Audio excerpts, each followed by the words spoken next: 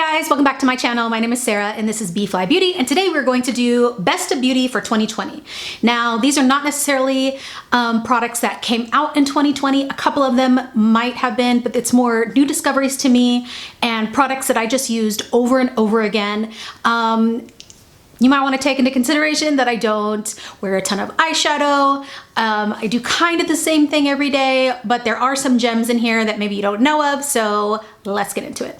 I feel like my look today is kind of like 60s poet, maybe, like if I had different glasses. Anyway, okay, I want to start with something that I don't normally talk about, which is nail polish. So I don't know about you guys, but when I paint my nails, it comes off within, you know, days. Toenails stays on for years, right? You don't got to put gel, nothing on your toes for it to stay on. It does not matter what I do to my hands, it just comes off. But I do enjoy painting my nails. So what I do is if I have a pedicure that I cannot get touched up, or if I have nails that I just do not want to redo, I am a little lazy about that. I've started to use this nail polish that I have to be like a cover up, a topper, when my toenails get kind of gnarly and, you know, it's really hard to get a pedicure right now. And this is the Orly, it's a glitter nail polish basically. So it's this pinky fuchsia glitter. I don't know, the lighting is weird and I can't figure out my camera anymore, so sorry. This color is in Bubbly Bombshell, and this glitter stays like, I don't even know what, even on my fingernails. So again, it's a little weird, it's a little lazy, but if I put this on anything, it's not the kind of glitter that's really see-through and really sheer, where it's like clear and then there's some glitters in there. This is like a literal thick, full coverage nail polish with heavy glitter. It is the kind that's grainy though, right? So it's not soft. You can feel the glitter in it. So if that bugs you, this might not be for you. When I have gotten a pedicure, they have to do the filing business on it. But I have to say this is just really wonderful, you know, being at home a lot, covering up mistakes. So I've actually been looking to buy more of these, but this color is amazing. It's very similar to what I love in lipstick as well. But the brand, I'm really loving this glitter. So I'm gonna have to check some more out. Speaking of glitter, so I used to rave about Lemonhead LA, and they still are like the best glitters I've ever tried when it comes to a gooey glitter that already has gooey, ugh, gross, a gel, right, that's already mixed in with the glitter. It's not like a loose thing. But I have chosen for a lot of reasons to step away from that brand. And though I do have a brand that I'm like super pumped to try, which I've talked about before, Slayfire, what I've been using until then is ColourPop, and they're so affordable, you guys, and they literally work almost exactly the same as the Lemonhead LA. So this one is the one I wanted to share with you because it's the most neutral, and I have a ton of these. In lots of different colors, and the only complaint I have about the ColourPop stuff in general is that they bring something out and then they discontinue it. So I don't even know if like I have a favorite glitter with like big pieces of like heart glitters on them, like huge hearts, and I don't even know if they make that anymore, so I didn't want to mention it. This one is Yora Firework. And I'm sure they dry out, you know, eventually. So it is nice to have something that's a little bit more affordable. So this is like a clear, let me just swatch it a little bit. That does have some stars in it. And you can pack this and make it sheer or way more impactful, if you know what I'm saying. I don't know if you can see the little stars in there, but this is just gorgeous everywhere. I don't know if it's biodegradable glitter. It probably is not, which the Slayfire is, which is another reason why I'm gonna go towards that direction. That's one of the things I'm going to try this year. But yeah, if you're looking for a glitter, excuse me, to use that's affordable, that's something, you know, I'm someone that wouldn't mind wearing glitter all over my face as a teacher. Some of you, this might be more of a special occasion kind of thing, and so spending 30-40 bucks on a glitter might be silly for you. So this might be a really good way to try something new and fun. Okay, so I've talked about this lipstick so much. This is one of my favorite formulas ever, especially for liquid lipsticks. This is the Matte Superstay Matte Ink, but I just wanted to shout out to this color. Weirdly enough, I'm not even wearing it today, but I guess it is kind of similar. This is like an orangey red. It's called Heroin. It is gorgeous. I get tons of compliments when I wear it. It's just this really juicy, bright color. There's not a real way to like, I was gonna say dumb it down, but mute it a little bit. It is this. So I just love this color so much. I love orangey reds in general, and I've just never had a color like this before, so highly recommend, especially if you love this formula. Got a shout out to my Blistex. It's the only thing that's really kept me without peeling my whole lips off. And then under a mask, you know, I've talked about these working under masks, but for the most part, I've not been wearing lipstick under masks. I've been wearing Blistex. So it's medicated, it's SPF 15, and it feels really good. And me and Freddie both use these. And so, you know, I buy packs of them routinely. Okay, allergies are out of control today, and I've taken an allergy pill. All right, so nope, I'm a liar. 2 more makeup items. Everybody and their mom have been talking about this. This is the e.l.f. Hydro Camo Concealer. This is my favorite discovery of last year. I did not enjoy the original formula, which is weird because the original is more matte and I have very oily skin, but this is phenomenal. Phenomenal. It's great to mix with other ones. It's got great coverage. It blends out seamlessly for me. It might not work for you, but there are tons of colors, so highly recommend this. I think it's $4.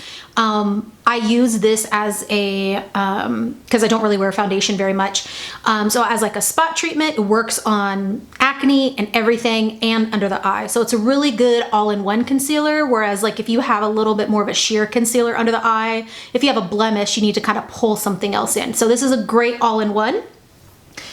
I've already been through, I think this is my 3rd one. I mean, it's not 2020 anymore, thank God. When I do wear a base, all of last year, I would say 90% of last year, I was using this CoverGirl Clean Matte BB Cream for oily skin. If you have dry skin, you probably will not like this. And it's a good mixer as well. If you're looking to blend different formulas together, this is a great one because it is hard to find a BB CC cream that is more matte. And even though it is matte, with my oily skin, it ends up just looking like skin, which is really what I am looking for. I don't like a very flat matte look. It doesn't look like it's very big, but it is 1 ounce, which is typical. And I wear 520 light. I don't think that they have a huge shade range, which is disappointing. Unfortunately typical for a lot of drugstore. But man, I just really was surprised to love this as much as I did. I had been a huge lover of IT Cosmetics and I still am, but I'm looking for more affordable things, which I have 3 new things to try, so I'll be giving you updates on that. All right, I have one more makeup thing, and then I have a couple of skincare body things. So in my winter favorites, I did not talk about this. I talked about some other blushes, but over the span of the year, I was just in love with glowy, over-the-top bright cheeks. And I have to say, this is just my most used, hands down, period. Probably am gonna need to buy a new one, which is crazy. But this is the Natasha Denona Bloom Blush and Glow palette. And so this is like the corally one. It is really gross, so I'm sorry. And I know a lot of people did not like this deeper tone, but if you barely touch it in and tap it on the cheeks, and then when you put the coral thing on top, it's gorgeous. It's a great base. Really awesome. Also, this color to do right on the inner part of the lip and make it like the popsicle lips.